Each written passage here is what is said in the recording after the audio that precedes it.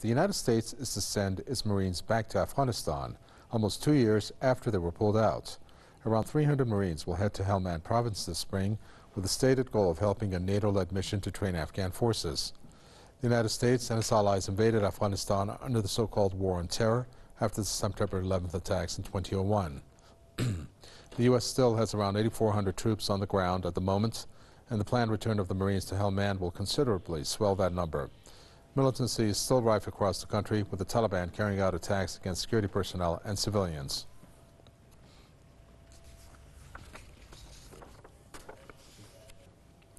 Back to our first story, we're going to bring in Barry Grossman, political commentator from Bali.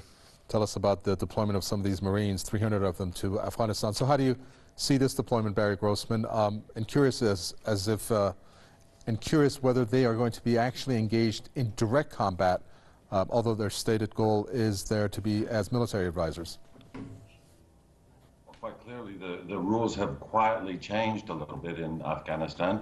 That is, whereas U.S. forces after the drawdown were essentially forbidden from engaging the Taliban as opposed to, say, Daesh forces, ISIL forces. Some months ago, there was a change in policy that empowered U.S. troops to engage local insurgents from the Taliban, where the local government forces were in harm's way. So the starting point is that the rules of engagement are that U.S. forces are entitled to engage Taliban troops when either they're in harm's way, they're under attack, or when the government forces are under attack. Secondly, certainly one of the generals who's behind this mobilization, this latest mobilization himself, has said that, and I quote him, "We're not in any way viewing this as a non-combat mission." That is to say, they're going there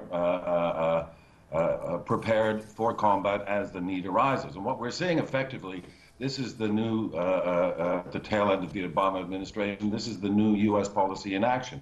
That is the U.S. government enabling people in regional countries, governments in regional countries, enabling them with arms and other support to fight what they consider, the U.S. considers their own battles. But of course, the Afghan government can hardly be seen as not beholding to the U.S. at this point in time. So there's a bit of a problem here.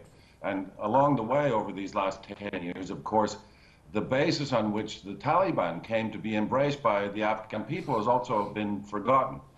So there's a lot of problems here, but of course, from a legal point of view, in terms of international law, it's very difficult to be overly critical of the U.S. popping up forces there when, if you look at the numbers, 15,000 Afghani soldiers have been killed certainly in the first 8 months of 2016. Some U.S. troops have been killed. So basically, from a legal point of view, of course, the U.S. is perfectly entitled to provide more troops if requested by the Afghan government. The problem, of course, is that the Afghan government is largely beholding to the U.S. rather than to its own constituency, and therein lies the problem.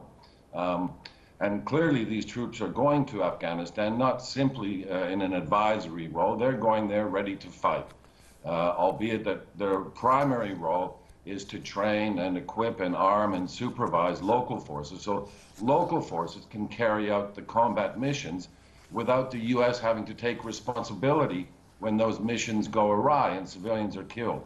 That's essentially the agenda.